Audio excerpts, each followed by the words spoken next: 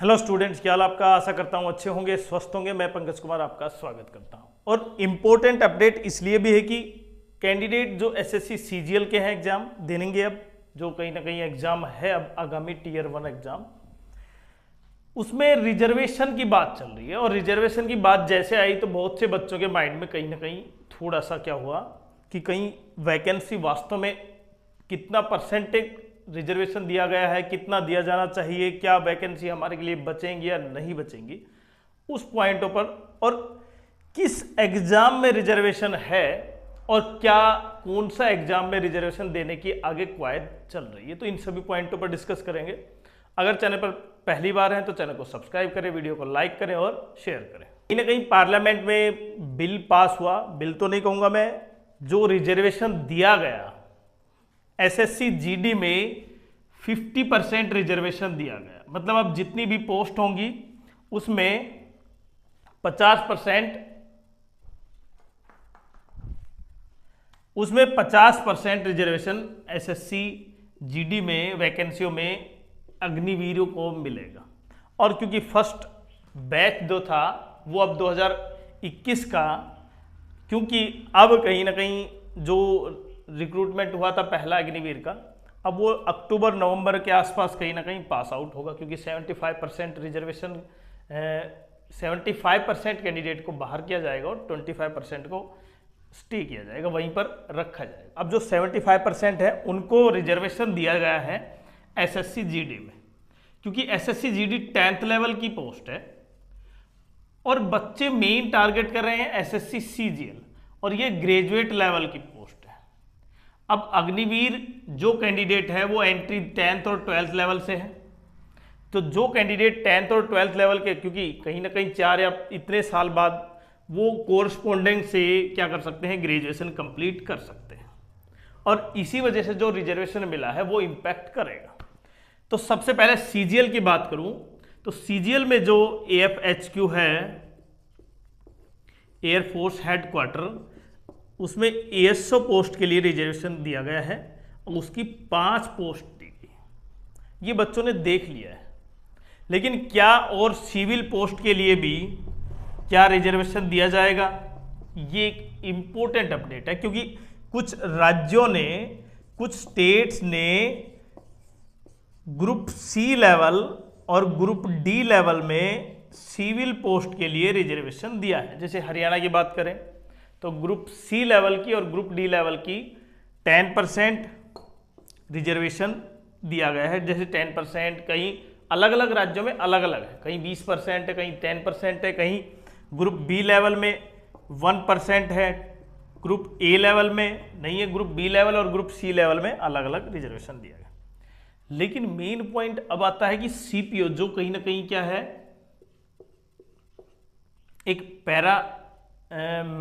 Paramilitary forces का reservation, यहाँ पर जो रिक्रूटमेंट होता है ये ग्रेजुएशन लेवल है और ये 4200 ग्रेड पे की पोस्ट है, जो सब इंस्पेक्टर लगते हैं एसआई, चाहे वो जितने भी paramilitary forces including Delhi police sub inspector.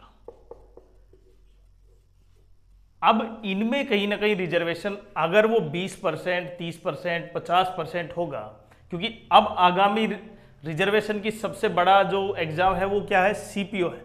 अगर सीजीएल में जो केवल आर्म फोर्सेस से संबंधित था, हो सकता है ये है, लेकिन इसमें जो बाकी पोस्ट है, हालांकि देखें मैं केवल ये इसकी बात नहीं कर रहा, क्योंकि इसमें सीबीआई सब इंस्पेक्टर हो सकता है, नारकोटिक्स में हो सकता है, वो फिजिकल इफिशियंसी मांगी जाती है जहां पर, और फिजिकल इफिशियंसी की बात जैसे आती है तो हो सकता है कि यहां पर भी रिजर्वेशन दिया जा सकता है। लेकिन अभी तक केवल एएफएचक्यू एएसओ में है, इसके लिए 5 सीट रिजर्व हो गई है। अब ये डायरेक्ट 4600 ग्रेड पर रिक्रूटमेंट होगी। अब मैं मेन पॉइंट आता हूँ, देखिए सीपीओ, क्योंकि सीएचएसएल इतना इम्पैक्ट नहीं है, उसमें कोई ऐसा बड़ा, क्योंकि पैरामिलिट्री फोर्सेस से संबंधित कोई पोस्ट नहीं है। सीपीओ और दिल्ली पुलिस आपस में इंटरकनेक्ट है। Delhi police constable 12th level से है, सीपीओ डायरेक्ट पैरामिलिट्री फोर्सेस हैं, तो दोनों क्या हो गए भाई, दोनों फोर्सेस से संबंधित है, कहीं ना कहीं इनमें रिजर्वेशन के चांसेस ज्यादा है। तो ये 20% चांस होगा या 20%, 10%, 30%, कितना यहाँ पर रिजर्वेशन मिलेगा। अब जो नेक्स्ट कहीं ना कहीं नोटिफिकेशन होगा सीपीओ का, दिल्ली पुलिस का, उसमें आप बिल्कुल देख पाएंगे कहीं ना कहीं ये नोटिफिकेशन होगा कि इसमें रिजर्वेशन दिया गया। क्योंकि वेट गवर्नमेंट ने इसीलिए किया कि जब तक उनका, हालांकि मैंने बताया ना कुछ राज्यों ने तो पहले से ही आउट कर रखा है रिजर्वेशन, लेकिन जो ये अब पास आउट होंगे, पास आउट तो नहीं कहूंगा मैं, क्योंकि ये इनका जो कार्यकाल पूरा होगा 4 वर्ष, उनके लिए भी कहीं ना कहीं जॉब सिक्योर करनी जरूरी है। तभी तो ये अग्निवीर एक जो योजना है वो पूरी तरह सही सटीक मानी जाएगी। और इसी वजह से अब जो नेक्स्ट नोटिफिकेशन हो सकता है दिल्ली पुलिस और सीपीओ का, जो दोनों पैरामिलिट्री फोर्सेस से संबंधित है। दिल्ली पुलिस में कांस्टेबल है, 12th लेवल की है, ये ग्रेजुएट लेवल की है। तो इन दोनों में अब रिजर्वेशन मिल सकता है इनको। वो भी 10, 20, 30 कितना करेगी वो गवर्नमेंट पर डिसाइड करते हैं और गवर्नमेंट ही डिसाइड करेगी। तो रिजर्वेशन अग्निवीरों को 100% मिलना स्टार्ट हो गया है। मतलब पहला एसएससी जीडी, फिर एसएससी सीजीएल में, अब कहीं ना कहीं ये बाकी जो नोटिफिकेशन आएंगे उसमें आपको देखने को मिल सकता है। रिजर्वेशन के ऊपर जो बात चल रही है कि रिजर्वेशन हटाना चाहिए, किसको मिलना चाहिए किसको नहीं, ये एक बड़ा इम्पैक्ट है और ये इंडियन सोसाइटी को बहुत बड़ा प्रभावित करता है। क्योंकि एक कैंडिडेट जिसके घर में अगर वो रिजर्व कैटेगरी से ले रहे हैं, रिजर्वेशन लिया है और उससे कहीं ना कहीं गवर्नमेंट जॉब प्राप्त की है, अब उनकी आर्थिक स्थिति काफ़ी मजबूत हो चुकी है, जबकि गवर्नमेंट जॉब आ चुकी है उनके पास, तो क्या उनको रिजर्वेशन हटना चाहिए? तो इन सभी पॉइंटों पर बड़ी चर्चा हो रही है, किसको रिजर्वेशन मिलना चाहिए, किसको नहीं मिलना चाहिए, आर्थिक रूप से या सामाजिक रूप से। ये बहुत पेचीदा सवाल है और इसके ऊपर कहीं ना कहीं हम बाद में डिस्कस करेंगे कंप्लीटली एक दिन। अभी जो अग्निवीर रिजर्वेशन था, जो गवर्नमेंट ने डिसाइड किया है, जीडी में 50% कर दिया है। जीडी की वैकेंसी जो 20,000 30,000 के आसपास आएंगी अब की बार, उनमें ये रिजर्वेशन आपको देखने को मिलेगा। और उनके लिए यहाँ पर फिजिकल इफिशियंसी नहीं है, केवल आपको पेपर क्लियर करना है और उसके लिए एज में भी रिलैक्सेशन दिया गया है। सीजीएल में हो गई 5 पोस्ट अभी तक एएसओ एएफएचक्यू की। सीएचएसएल का नोटिफिकेशन आएगा। सीएचएसएल में हालांकि सभी सिविल पोस्ट है, सिविल पोस्ट से संबंधित अभी ऐसा कोई नोटिफिकेशन नहीं है। अगर सिविल पोस्ट से संबंधित रिजर्वेशन दे दिया जाता है सरकार के द्वारा, तो फिर इनमें भी कहीं ना कहीं सीजीएल में भी आपको देखने को मिल जाएगा 100%, अगर इसमें सिविल पोस्ट में दिया गया तो सीजीएल, सीएचएसएल का नहीं ना, तो आप ये मान सकते हैं कि Delhi police constable, head constable, जो भी इसमें दिल्ली पुलिस में रिक्रूटमेंट होती है, सीपीओ के थ्रू कहीं ना कहीं रिजर्वेशन देखने को मिल सकता है।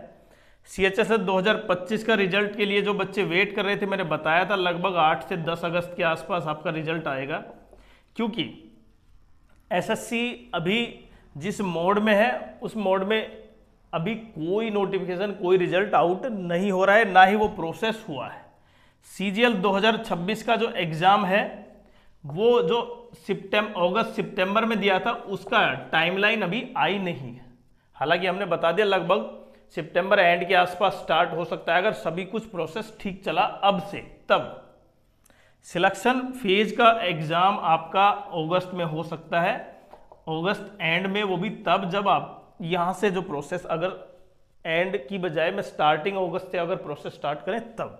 तो ये जो सारे पॉइंट है ना, अग्निवीर से संबंधित, रिजर्वेशन से संबंधित और एसएससी एक स्टेचुअरी बॉडी से संबंधित जो पॉइंट है, कहीं ना कहीं एसएससी को भी एक स्टेचुअरी बॉडी के रूप में काम करना चाहिए।